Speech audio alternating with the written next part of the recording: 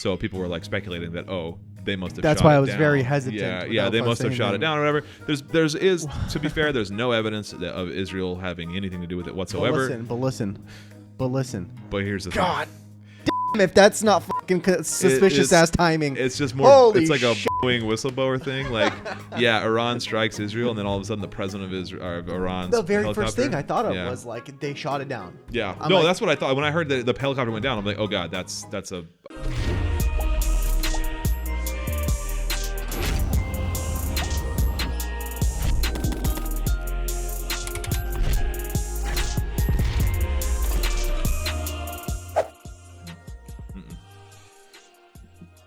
That dance right there did not convey actually how tired I am. That looked like a lot more energetic than I feel. Dude, I am so delirious right now. Yeah, like, you were like mumbling to yourself in the corner. Yeah. just now. Well, that's pretty No common joke. with me. Yeah. Well, yeah. You Dude. when you texted me, I was like in my Oh bed my sleeping, God. trying to read some news articles. I'm literally driving and Just my tired, eyes are man. like closing. I'm like, oh. Yeah, it's just. Oh my God. Welcome back. Episode number 32. I hope y'all have enjoyed your weekend, weekday, whenever you're watching this, I hope you've had a good time because we're about to bring you some news. Yeah, Hold on to your seats, back with ladies that- and gentlemen. That heavy hitting news, the heaviest hitting news. Yeah. I had a lot of stuff happen this past week. Yeah, a lot of like kind of big, surprising things. Yeah, I was in New York over the weekend. I had a rush trip to New York. right. Yeah, I had a 24-hour whirlwind coast to coast. I was in airports or airplanes for like 10 hours each day on Friday and Sunday. To spend like 24 hours in Long Island, New York to go to a friend's wedding. Had a blast. It was a lot of fun. But a Sunday morning, I was at the airport, and I think I was over shit. listen. I don't drink all that often, and I certainly don't drink to excess often. Yeah. However, that Saturday night at that wedding venue in Long Island, and then later dude that was sloshed. that Dave and Buster's at 2 a.m. in Damn, Long it Island. was- Whew, boy, I was putting them away so much so that we got an Uber. We left our Airbnb at it was like 7 a.m.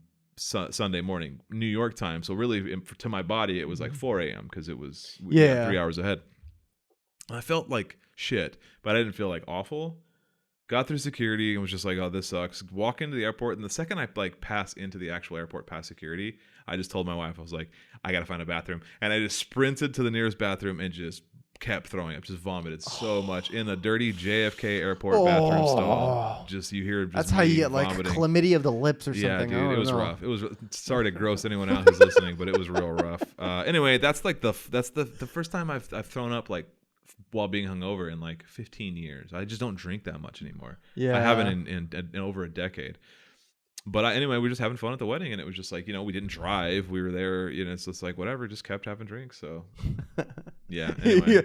Your wife was just like carrying you on her back. The point of that story was that I was at the airport. I was sitting in the plane waiting to like taxi out and take off, and I was just scrolling my news feed, and it was the news that the Iranian president's helicopter went down. This was on Sunday, so that it was missing at this point. I think it wasn't that it was crashed; it was missing. And this was when I saw a lot of speculation because like nobody knew what had happened exactly yet. But I think something had happened with Israel where they had like reported on it that he was dead like long before it was ever found. So that threw a lot of shade. But I don't know. We'll get into all the details. But anyway, the point is, there was information everywhere. And honestly, Yeah. I saw it and I'm like, I don't even want to fucking think about anything or say anything Yeah. until I see something reasonable. Yeah. I Basically, mean- I just told my wife, I was like, oh, I think the Iranian president just died. And then she was like, oh. And then we just went to sleep and hopped on a plane. Or, What went the to the last sleep. time, like Yeah. the last time there was almost like a world war. You're like, I'm gonna Yeah, hike with my that's funny. Yeah, wife. a few weeks The ago, World War I can wait. was out on a Sunday hiking with my wife, and I was like, oh, Israel just struck Iran, or maybe it was Iran striking Israel. So, yeah. Oh my god, I don't know these days. All right, well, as most of you know already, we're kind of reporting on this fairly late, but better late than never, and also more information has come out. Yeah. Iran has personally said, or from what I understand, they have claimed that everybody that was on the helicopter has died, Yep. which includes the former president of Iran. Was it Raisi? Yeah, Raisi. Raisi. God, that's a... What Yeah, a name. I have everybody's names here, so bear with us. We're going to do our best to. I He can was help President out. Ibrahim Raisi. Yeah. The foreign minister, Hossein Amir Dalahian. How was that? I have to. Hossein Amirab Dalahian. Dalahian? Amir Dolian? Sure. I don't know. Sorry to these people. The governor of Iran's East Azerbaijan province. I don't have his name. A cleric from Tabriz, a Revolutionary Guard official, and 3 crew members were all on board. So it was 3 helicopters were on back from the. They were actually. It was like a. It's the northwestern area of Iran, which is considered the Azerbaijani province. Because if you don't know a lot about the geopolitics and stuff of Iran, the northwestern area is occupied by a lot of people that are considered Azeri or Azerbaijani. And so that area is full of people that are not of Persian descent, Irani descent.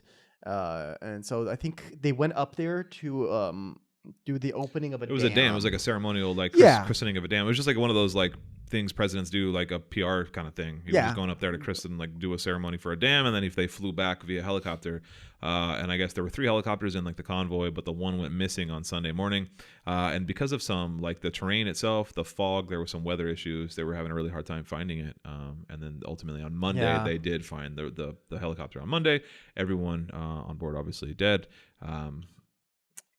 And that's where they're at now. And so originally on Sunday, there was a lot of reports because of what I had kind of alluded to at the top of the show was that Israel, I guess, had reported, some news outlet from Israel had reported that the president of Iran was dead before the helicopter had even been found. So people were speculating that, they must have That's shot why it I was down. very hesitant. Yeah, they must have shot it down or whatever. There's to be fair, there's no evidence of Israel having anything to do with it whatsoever. But listen. But here's the thing. Damn, if that's not fucking suspicious ass timing. It's just more. Holy it's like shit. a Boeing whistleblower thing.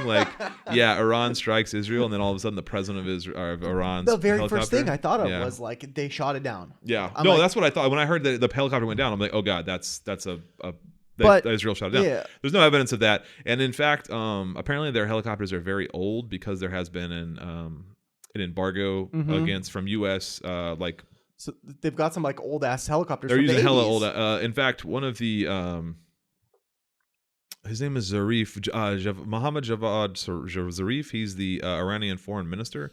He said specifically, quote, "One of the main culprits of yesterday's tragedy is the United States, which embargoed the sale of aircraft and aviation parts to Iran and does not allow the people of Iran to enjoy good aviation faculties," Zarif told the Associated Press. And this is from an AP article from the 20th. And he's kind of got a point there. America has a pretty stiff embargo against Iran. And so this is what you see in Cuba too, which we kind of talked about last week with the Black Jacobin folks, is that when you have an embargo against a people, it's the people that suffer from kind of these things. And this wasn't the people, this was the president, but it's still the point still stands is that, there's logistical and actual harm that comes from not being able to have state-of-the-art stuff, or not being able to be a part of the international global trade community that can make sure your stuff, your helicopters are up to date and not super old. They were all 35 years old, I think, or 25 years old maybe. I think they're from the 80s. So they are probably 35 years old, but this is from the aspect of getting helicopter parts, but and realistically, a lot of times what they're missing from equipment and stuff is medical purposes. So if they have people that need certain type of MRIs, or they need people that can do certain surgeries, they're missing equipment because of the blockade. But that's a whole separate henceforth, conversation. let's not get too deep into the blockade. Sure. One thing that they were saying was it was quite foggy.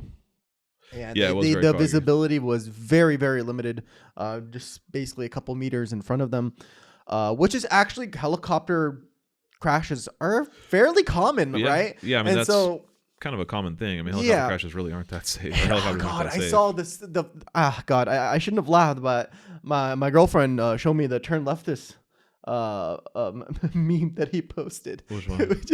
It's President Rice, he's sitting right there with LeBron James or Kobe Bryant, yeah. And they're all just sitting I was like, oh my god, it's too soon, bro. That was pretty funny, actually. Oh god, I did see that. Oh, and speaking of the sanctions too, this was kind of a dick move. A national security spokesman named John Kirby said well, it's it's not our fault. You have to take care of your planes, But then he also said something he wasn't even sure that anybody in.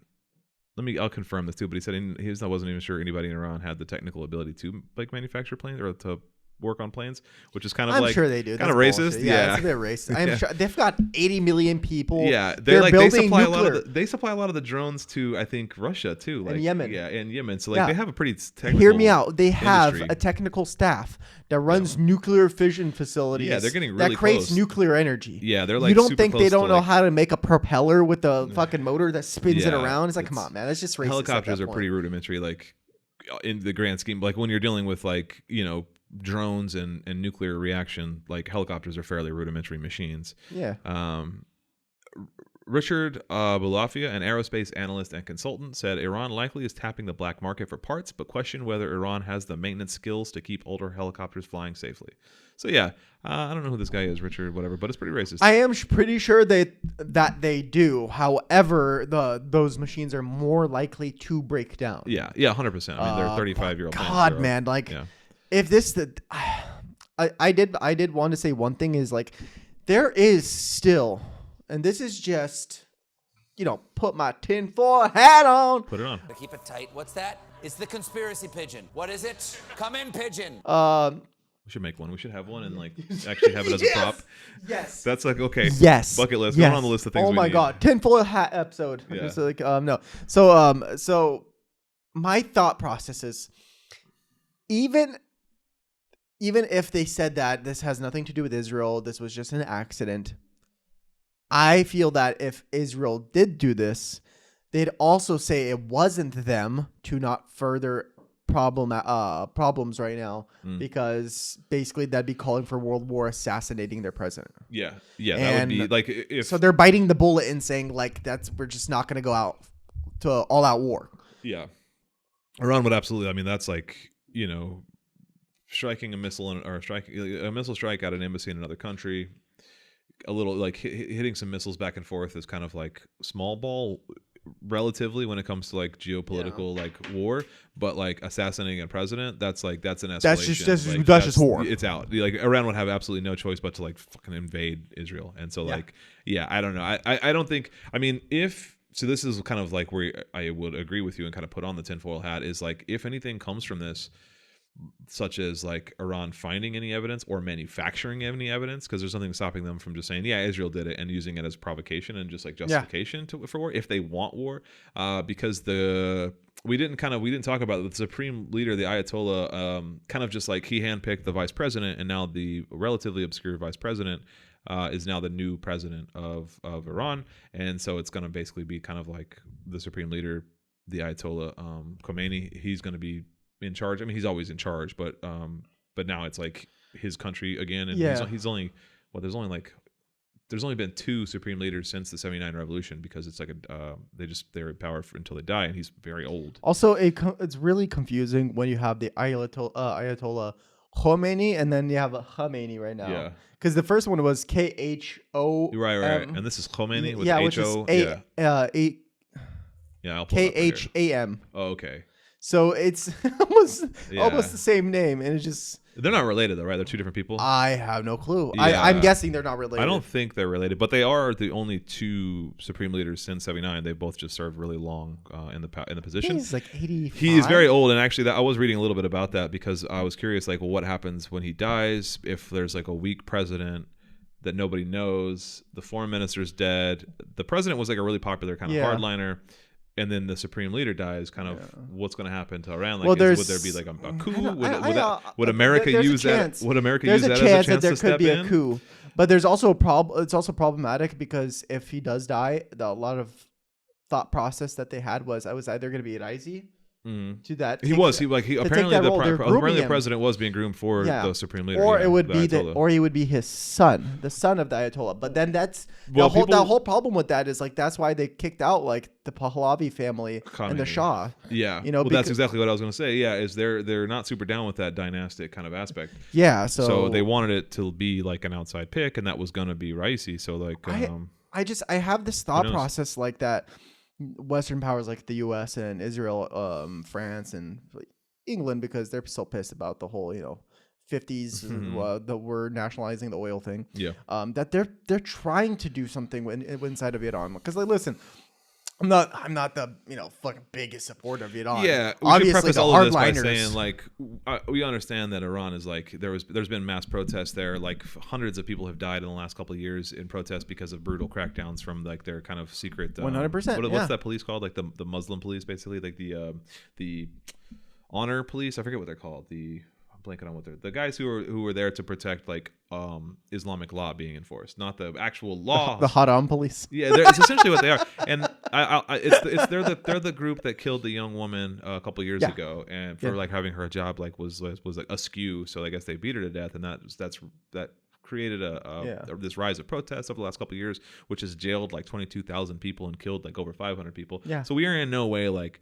No, these people are not like some fucking visionaries. So don't let the revolutionary and their guard part make you think. They could be. And so that was a conversation over the last couple of years is like, if there is this actual like kind of proletarian revolution that's kind of sparking on the ground in Iran, like is there room? Is there I don't think so, because a lot of communists were kind of eyeing Iran and being like, is this the next like I don't think so, because here's the thing, like they don't like the majority of people over there are not fans of their government, right? Yeah.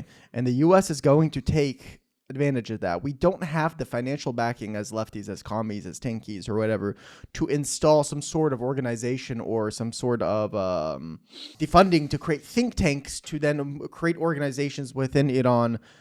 Because who's going to beat us there first? It's the U.S. who's just going to fucking pay money or the FBI to install puppet dictatorships. There is no like organized vanguard like we want there to be, right? That takes time to develop. The U.S., on the other hand, already knows people that want to fucking take over, and they already know they got crews on the ground ready to go. That's what I'm saying notice, is like it's most likely it's not going to happen. If there is revolution, it's going to be a coup that's pro-Western forces. US backed coup, which is like we've done many times in the past, and just waiting for kind of political turmoil in a country, and then we pounce.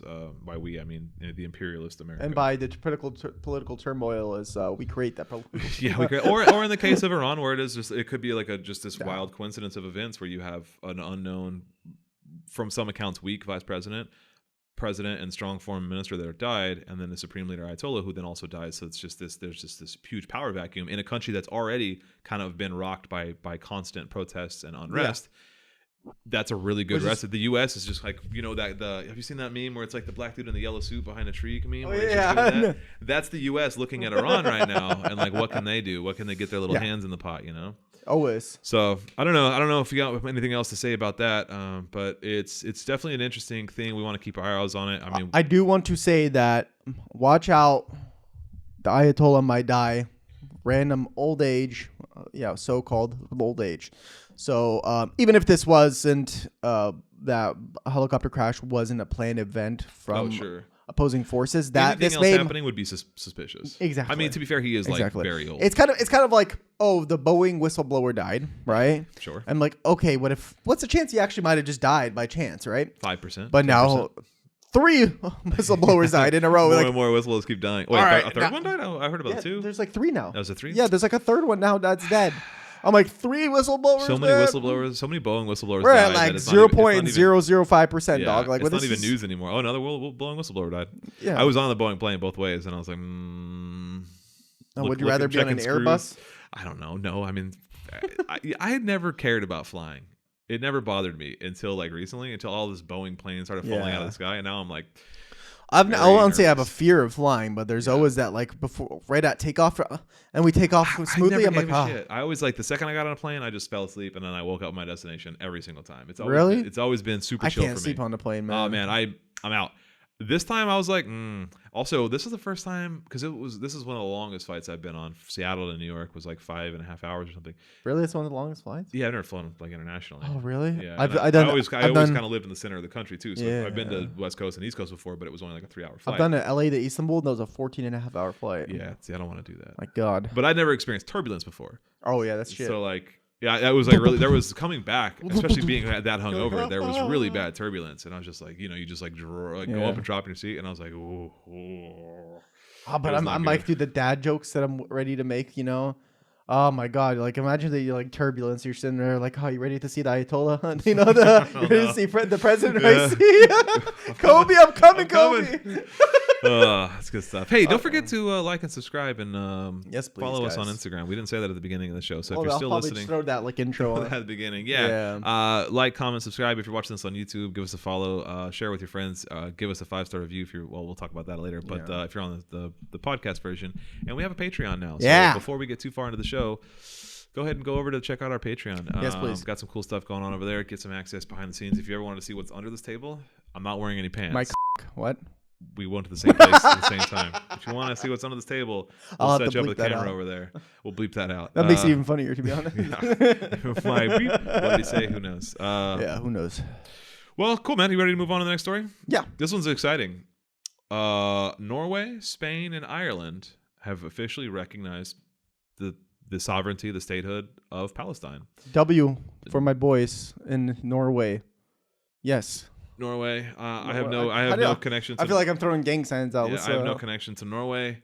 But well, chill there, dog. Nor do I have a connection to Spain or Ireland. My wife is Irish. Her family's pretty Irish. Didn't you say she was a woman of color? Yeah, she's half Mexican. Oh, okay, Yeah, that she's makes half sense. Mexican, I was like, half Irish. Yeah. The Irish are not white. Yeah. They don't count Yeah, as she's white a person of people. color. She's Irish.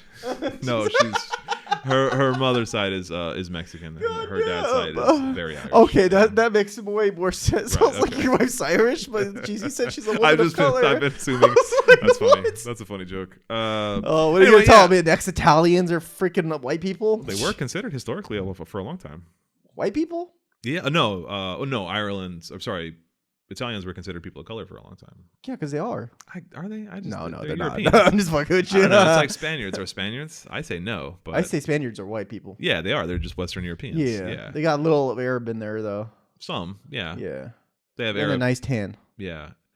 Okay, that's a weird conversation. Let's I don't think two white guys should be the best judge of who is and isn't people of color. But I know, I'm just fucking around. But if you're Western European, you're not a person of color. No, I'm just making historical jokes how the Italians Also, and if Irish... you're Israeli, you're not a person of color. No, you're not. You're whiter than you're a I Western am. European. You're from Philadelphia or Long Island or whatever. You're from Anyway. fucking Ukraine. I'm more white. I am less white than you are.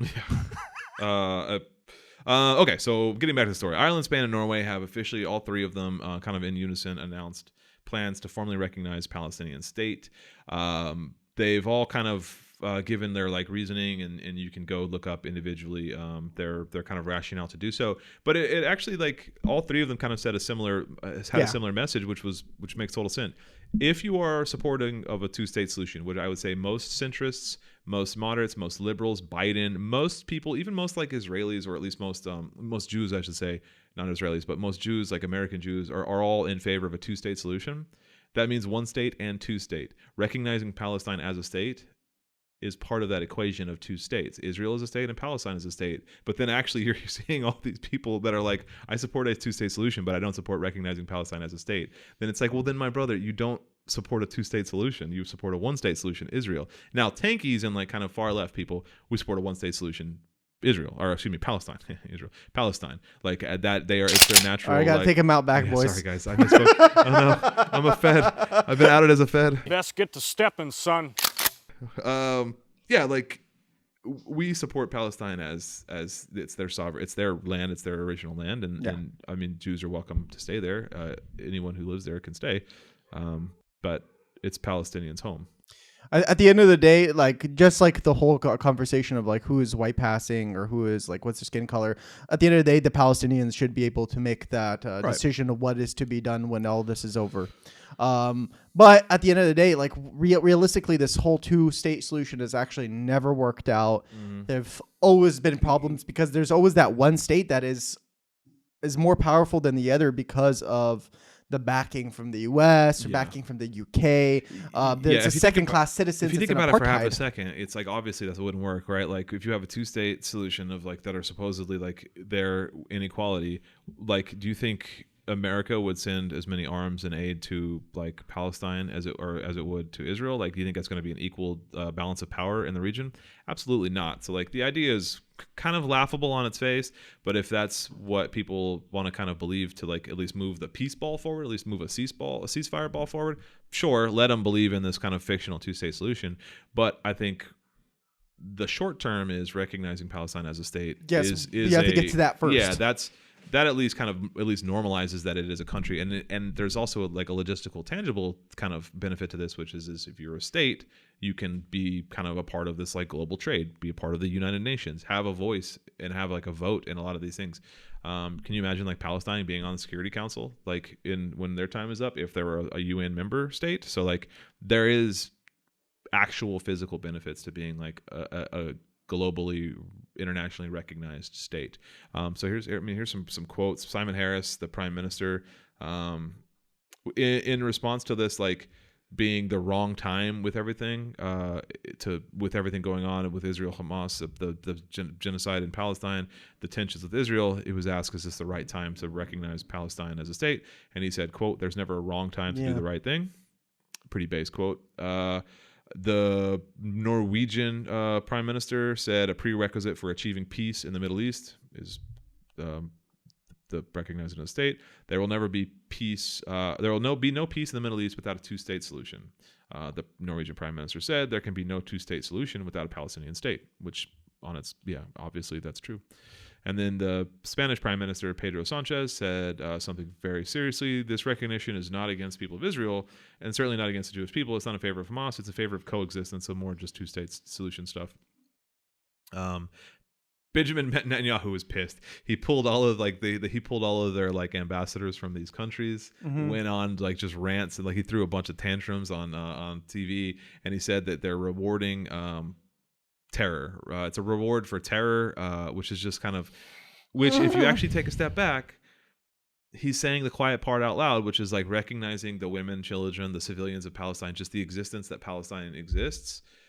He is equating with terrorism, and like, and that you're giving, if you all feed Palestinians, them, all Arabs, Palestinians specifically are terrorists. Are terrorists, are worthy of being, then by de facto, if you follow the logic through, then are targets. And so what he's essentially saying is that like, yes, I'm killing Palestinians, like, and I know that sounds like a leap, but it's like if you say that rewarding Palestinians as statehood is quote unquote rewarding terror, that's equating all Palestinians with terrorists, and they have been very clear on what they do with terrorists. Dude, if A equals B and B equals C, then A must equal C. Dude, if you literally just flip this, like take a step back and just use the same logic and put it like a world, setting it's World War II, the Holocaust is going on, and somebody told them, hey, the Jewish people, they need a state, and Hitler goes, no, they don't.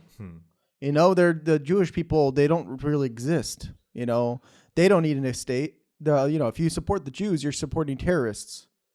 It's kind of, it's not the same thing, but at the same time, it's kind of like the same idea. You're denying a people their right to exist. Yeah. And that land has been there for Palestine long before the European Jews came there. Yeah. And that's not to say that Jews did not exist there. They very much did so. Go back and listen to those are Arab Jews. Yeah. Those are Arab Jews. Or Jews that just migrated there earlier. Yeah, I mean, they were like Semitic peoples from 3,000 years ago. Well, here's the thing. Still, Arabs are Semitic people. Yeah, no, it's all like that Levant. Listen, we've had this conversation for like an hour and a half about the history of that region. Yeah. Go back, listen to like our 4, 5, 6 episode. We went and we did a deep dive on the history of the Levant region, who was there first, the complete rundown of it. We're not saying that Jews were never there, but there's more nuance to that. Jews were there and then left for 2,000 years, and then you can be a Palestinian Jew, and you can be a Palestinian Jew. That's to say nothing at that point. Yeah, that's what the people don't get. Just like you can be a Palestinian Jew, but they are Palestinian. I was looking up some more stats about this. Of like the 193 countries in the UN, about 140 of them actually recognize Palestine as a state. However, already. the majority of EU countries don't.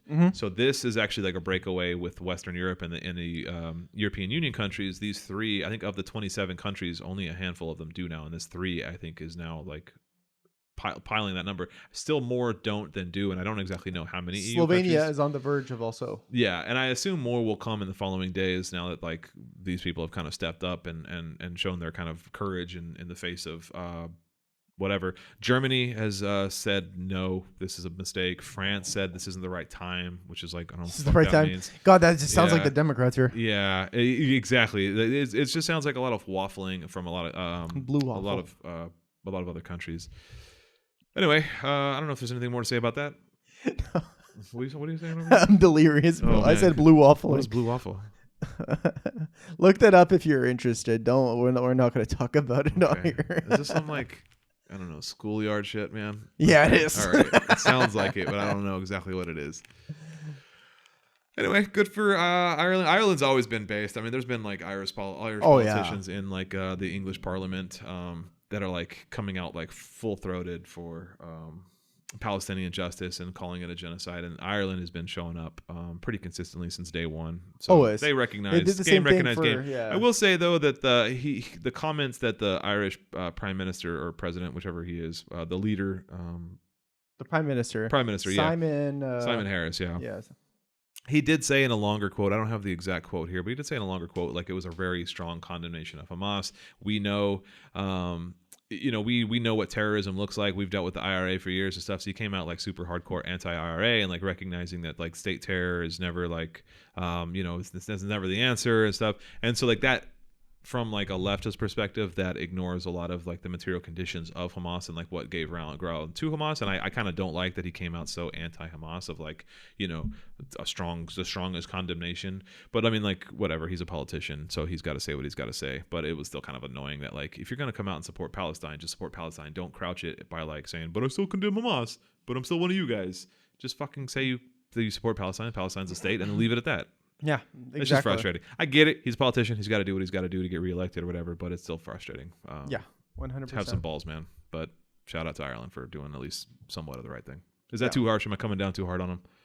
No, you're good, man. You're good. Yeah. It's like, listen, we're one step closer. We're one step closer. At least they're recognizing them as a state. What happens afterwards, we'll figure out. But the first step is like to even get to that point where we can have a debate on what's what and like all the little nitpicky bullshit. Yeah. First, we gotta fucking just at least recognize that they exist, right? So this is a good first step. Maybe in a year or two, we can do something else to actually take bigger strides towards Palestinian freedom. Yeah. Then that would be, kind of that's like you said, that is the next step. So we'll see. Okay. Ready to move on? Yeah. We got a couple videos here for this next segment. We're going to be talking about the ICC's kind of calling for the arrest warrants of both Netanyahu and the foreign minister, or excuse me, the defense minister, Yoav Gallant. It also includes the Hamas leader, Yahya Sinwar, and there's some other leaders of like the military and political wings of Hamas, Mohammed Ibrahim al-Mazri and Ismail Haniya. Apologies to our Arab listeners for the mispronunciation of those names.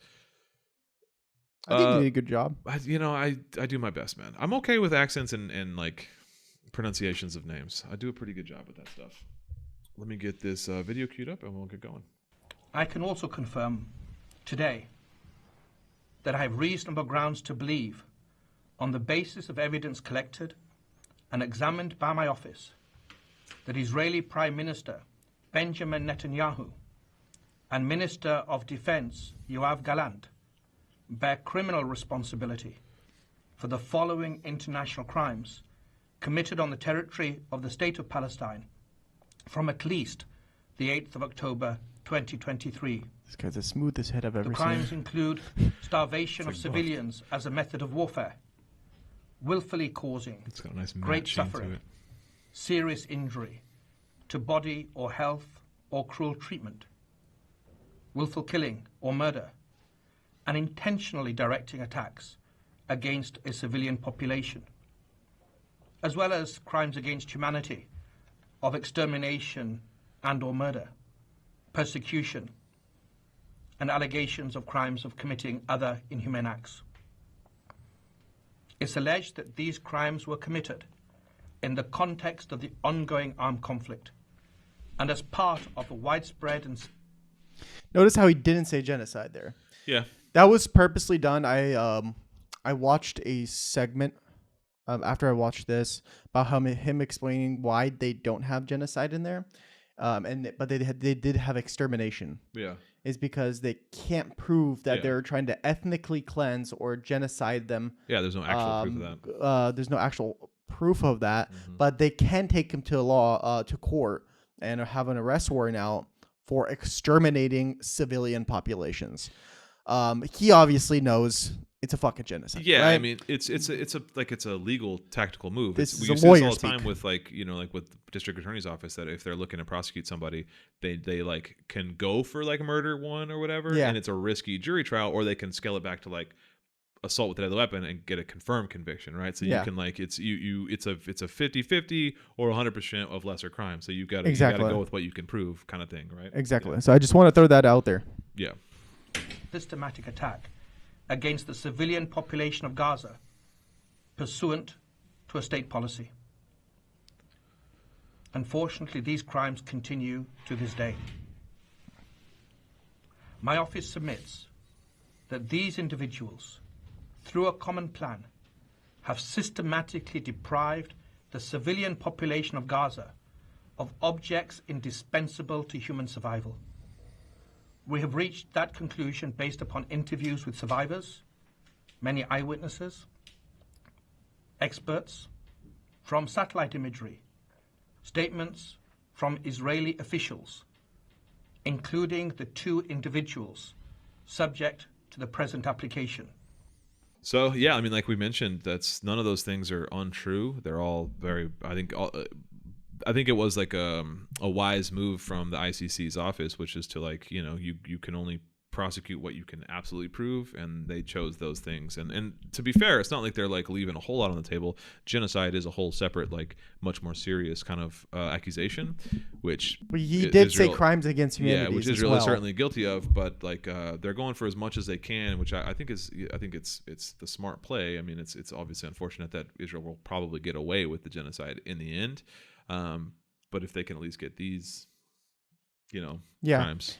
There was also there that he didn't mention, but also inside of that application was Hamas members. So yeah, he didn't mention in that particular video, but yeah, like I mentioned at the beginning of this segment, it includes Hamas leader Yahya Sinwar and the leaders of the group's military and political wings, Mohammed Diab Ibrahim al-Mazri and Ismail Haniyeh. So yeah, there are other people that are rolled up with this indictment or this arrest warrant. But it's also important to keep in mind that this is probably useless because this exact same warrant was put out for Putin like 2 years ago. And obviously... Yeah, but who's going to march into Russia? Who's going to march in Israel? That's very true, but it's the same thing. You're more likely to march into Israel than march into Russia. I think at this point, Russia is like a Western enemy, an enemy of the UN, an enemy of America. I think they'd be more likely to go into Russia than Israel. But here's the thing: nobody's going into these places. What is there is a system where now if he enters if he steps foot in any kind of sovereign country, if he steps any foot into any sovereign country, that he will be arrested. Sure. So they have the right to arrest him. Yeah, but like, can you imagine if Benjamin Netanyahu steps? To put it in perspective, he pretty much cannot leave Israel. Well, here's the thing, though. Mike Johnson and the Senate and House Republicans and Democrats in a bipartisan joint invitation just invited Netanyahu to speak in front of Congress. So, like, do you think he's going to get arrested when he hits out that plane? No. That's my point. Is like this is purely symbolic. It's nice. It's a step in the right direction. It's at least somebody somewhere is. I'm being hopeful. Yeah, I don't know, man. Like Netanyahu is expected to come to speak before Congress, which is like insane that you would invite somebody who is criminally indicted essentially by the ICC for crimes against humanity and war crimes, and then be like, yeah, come speak. It's like at no point would like that's every president of the U.S. has had. Well, sure, but I mean, like, can you imagine if like I don't know, Bush invited like Gaddafi or somebody by, or like, and like not that Gaddafi was like in any way comparable to Netanyahu, but like who we consider, like what was his name, Coney? Yeah, Fucking Coney, 2012. Yeah, it's like imagine if we had like just invited Yeah. some fucking like dictator who like I don't know. Well, I guess we did. We had parties with Pinochet and shit. So like. Yeah. I don't know. Whatever. Baptista. America's always. I don't know where I was going. America's always cozied up with like murderous dictators. So I guess Yeah, I was barking up new. the wrong tree there. But It my is point nothing is new. that I think this is purely symbolic. I think that there's some people who care. I know that like like South Africa has been pretty vocal about their like their willingness to kind of go to the next step and indict Israel. This guy is his name's Kareem Khan. He's like the top prosecutor for the ICC. People have expressed a willingness to kind of go after Israel, but I think if without America supporting it, it will be the UN is America in like a weird like The UN is held hostage by America. That's a better way to put that. I like all of these institutions, Israel is NATO, UN, the ICC, ICJ, all of these like European or global, not European, but global institutions are all held hostage by the United States. If the United States doesn't agree with the ruling, it's non-enforceable. If the United States doesn't like a ruling, it doesn't exist. Yeah, well, it's held hostage by the United States. Yeah. In fact, I forgot to add it to the notes. It is called the Hague Invasion Act. Yeah, it's known informally as the Hague Invasion Act. Sorry, I misspoke. It's actually called the American Service Members Protection Act, which basically says any military personnel or any other elected official or appointed official in the United States government it protects them against criminal prosecution by an international criminal court to which the United States is not party. So I assume that means not party being like they weren't a part of the decision, not like literally because not a literally a member of. So yeah, basically it just says if you don't like what we do, we can go in and invade you. Act. It's insane. This was like this was just after 9/11. This was in early 2002. Yeah. Correct. So basically, if a U.S. diplomat or a congressperson or a a general U.S. military service member executed an Iraqi civilian or something, and they caught with war crimes, they're sent to The didn't. Hague. Yeah, we in our law, out. We not just have the right, but we have the obligatory sense to literally invade the Hague. So yeah, the United Nations, the ICJ, the ICC, literally without America on board, cannot do anything. And as we've seen, Biden says we don't respect this warrant. Mike Johnson says this is a farce. Basically, every top U.S. official, with the exception of like Bernie Sanders, has said, we're not gonna. This isn't real. Like this is wrong, basically. Yeah. And I think this would be a good time to play Netanyahu's response to this whole thing. Yeah, let's do it. So here's Netanyahu's response to being and us. I have not watched this yet. So this I have seen this. This is a live watch for Canaan. So here we go. Outrageous decision by the ICC prosecutor Kareem Khan to seek arrest warrants against the democratically elected leaders of Israel is a moral outrage of historic proportions. It will cast an everlasting mark of shame on the international court. Israel is waging a just war against Hamas, a genocidal terrorist organization that perpetrated the worst attack on the Jewish people since the Holocaust. Sounds like projection. Hamas massacred 1,200 Jews, raped Jewish women, burned Jewish babies, took hundreds hostage. Most of those murders came from the Israeli military. He's just friendly fire. He's just making lying. shit up. He's just lying. Making shit up. He's making up. He's just like spouting the same like debunked like claims that came out of October 7th. They were chopping babies' heads off, just the AI images of the burnt babies and all that. Yeah. It's like this shit was debunked months ago. Where have you been, November, man? Also, of the 1,200 Jews that were killed that day, like what was it? Like half of them were killed by the Israeli military. Half of them were literally killed by the Israeli. Yeah. Because they were just indiscriminately firing. They were just by like the choppers. they had like Black Hawk attack helicopters, whatever, just firing into the crowd, and like most of those dead were from. So like let's give them the benefit of the doubt. 1,000 people died from Hamas, right? Sure. So 1,000. Dude, there's like 40 to 50,000 Palestinian, and they're all. It's like 92% casualty rates for children and women. Yeah. So it's Jesus. Yeah. Anyway, we can go for it. These horrors. Mr. Khan creates a twisted and false moral equivalence between the leaders of Israel and the henchmen of Hamas. This is like creating a moral equivalence after September 11th between President Bush and Osama bin Laden, or during World War II. It isn't, but yeah, I think you're probably gonna say the same thing. Well, I was just literally gonna say, like, if you look at his face, he kind of has a smirk the Yeah. entire time he's talking, and like it's just giving me psychopathic like qualities. Also, he's exactly right though. Like to compare Osama bin Laden, the 9/11 terror attacks killed like what 3,000 some odd people, and then I think like 14,000 total servicemen died in the wars in Iraq and Afghanistan. But we butchered like millions of Iraqis. So Yeah, like there's it close was to, it like, was 1 million as Iraqis. proportionate as what the current Israel Hamas. Like it's the same proportion. So yes, it is morally equivalent. George Bush was by far worse than Osama bin Laden. Listen, and listen, I will turn around and be like, 9/11 was bad. Yes. 9/11 was bad. Innocent people dying Yes. is bad. But I But the murder of what 3 despise- million Iraqis? I despise with my fucking core when they tell me, oh, 3,000 people died. I'm like, that is horrible. But are you not going to forget the context that after the U.S. invaded Iraq, it was a minimum of a conservative number. I think it's like 200,000 people. Those people don't matter. They don't matter. They don't. Not a single drop of their blood makes a single difference to you because we're just going to refute 3,000 people, 2,000 people, however how many people died during 9/11. I forget already. 3,000. Yeah. 3,000. I think, and the 3 million I referenced is between both the first Gulf War and the second Gulf War. I'm which talking is not about all post. American. I'm Yeah, talking so about post post 9/11. Yeah. And the conservative number for that, I believe, is like It's like 300,000. Yeah. No, it's like double that. Yeah, it's between 280 and 315,000. Do you understand So what that's 300,000 is compared to 3,000 it's a people? factor of 1,000.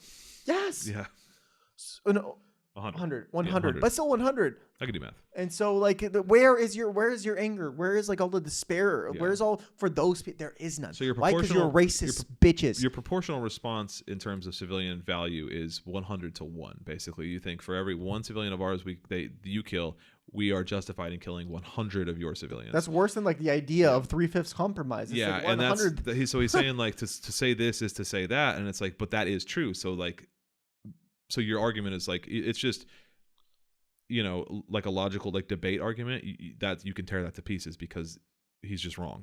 He's like, I mean, he's right in that is what we're saying because that is true. Say Hamas killed every single one of those people, right? Say Hamas, which they didn't, but they killed the mass majority. Okay, but they say they killed all of them. Yeah. 1,200 people. Yeah, plus 250 odd hostages. Yeah. Well, yeah, 1,400. We'll throw another 200 people in there. Sure. Okay. We're talking 40 to 50,000 people, and like 90% plus are literally innocent women and children. Yeah. So well, here's the thing. Even the Israeli numbers, even like Netanyahu and their defense department say that of the 40-ish thousand killed in Palestine and Gaza, 15,000 of those are Hamas. So even if you believe those numbers, which they're coming from Israel, so you should definitely not believe them. But even if you do believe them, that 15,000 out of 40,000 are Hamas, then they're admitting to murdering 25,000 If civilians. they killed every single Hamas member, there's If- 30,000 Hamas members. Yeah. They still killed 15,000 fucking people. So it's still that's a factor of 10. So for every one of ours you kill, we're okay and justified to kill 10 of yours. So it's just either way. There's no math you can do. There's no justification you can make anymore. You're done. Like your argument is over. There is no more justification in any way in any like reasonable way to defend anything Israel has done, and to say it isn't outright genocide, like it isn't outright targeting of civilians. Even if you're not comfortable saying genocide, whatever, say you're some lib who doesn't want to use the word genocide or ethnic cleansing, it is by definition factually reported on, even by Israel, war crimes. Yes. At the bare minimum, even Israel, Let even me if you look at convince their you. data, it's war crimes. Let me convince you that these are the same people that are doing every fucking genocide. Here's an example. When the Bosnian genocide happened, Sure. after it happened, there was the remembering of Srebrenica. And at one point, the Serbian president came in and paid his dues, right? But later on claimed there's videos him talking, saying for every one of us that they kill, we will kill 100 of them, right? Yeah.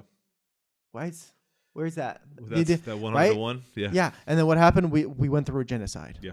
Right, and so it's the same. These people have the same moral equivalency where they dehumanize their foes. Yeah. they don't count them for anything, and then international law does not count. That's like step 3 of genocide. The actual 10 steps of genocide is dehumanization. I think is like 3: classification and then dehumanization. Anyway, I knew that this was going to be spicy from your takes on it because he just says so much outlandish shit. That's what I said before this. I was like, I am so excited you haven't seen this yet because he says wild shit. Anyway, keep going. Let's listen to the ogre speak. Between FDR and Hitler. What a travesty of justice. What a disgrace.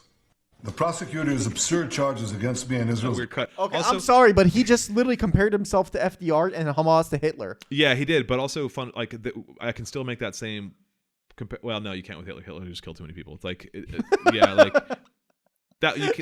There's no comparison. There. Hitler was like a genocidal monster. So like again, it's a false equivalence, equivalence, whatever, a false equivalence. Yeah. But it's just comparing apples and oranges there. Yeah, anyway. You can't. Yeah, it's just weird that like I don't know. He's just comparing like. He's just choosing like times throughout history where like there was one-sided conflicts. Yeah. Because he's saying that he is FDR and Hamas is Hitler. Except who's killed more people? They've killed more people. It's just nonsense. It's just like Orwellian doublespeak of just nonsense. It's whatever. Keep going. There's another spot I want to stop at later. That smirk makes me just want to fucking just right in the. Minister, are merely an attempt to deny Israel the basic right of self-defense. Pause. And I assure you of one. Self-defense is if somebody broke down my door and charged me with a knife and I shot them, that's self-defense. If I get wind that somebody at Kanan's house is going to sometime in the future, maybe hypothetically, come into my house and charge me with a knife, I cannot then go to his house, break in, and shoot everybody in their beds while they're sleeping. That is not self-defense. And that is the analogy here, is that self-defense is not going on the offensive and murdering everybody before they have a chance to attack you. Bro thinks he's John Wick. That's like a Minority Report thing. It's like pre-crime. It's like, well, it's self-defense if I murder you before you maybe murder me because I think you're murdering me because I'm Islamophobic and racist. So I think you, because you're an Arab and a Muslim, you might hate me. Therefore, it's my right to self-defense to just murder you ahead of time. And that's not how self-defense works. That's not self-defense. It isn't self-defense. Yeah, it's like, imagine like somebody breaks down your door, kills your cousin, then you like, all right, I'm gonna find these guys. You go to the slums or the city where they're at, and then you kill everybody in the city. Everybody in the city. It's like, well, I was just trying to kill all the, they're gang members. I was trying to kill the gang members, by blowing up all the buildings, by burning down the neighborhood. By burning down the neighborhood, I killed all the gang members. What's the problem? They're terrorists. Yeah. And then you're like, okay, but 99% of people were just random fucking people. Like, but they're compliant with them because they're holding them in their house. Also, in that previous analogy of FDR and Hitler, it wasn't FDR, but it was Truman. In the good guy in your scenario, you dropped 2 nuclear bombs on innocent civilians. Just saying. So I got there in the end of like not being the good guy in that analogy. Yeah. there's no good men in history is my point. No. Anyway, we keep. I don't think there's anything else that's like you can keep playing it, but this attempt will utterly fail.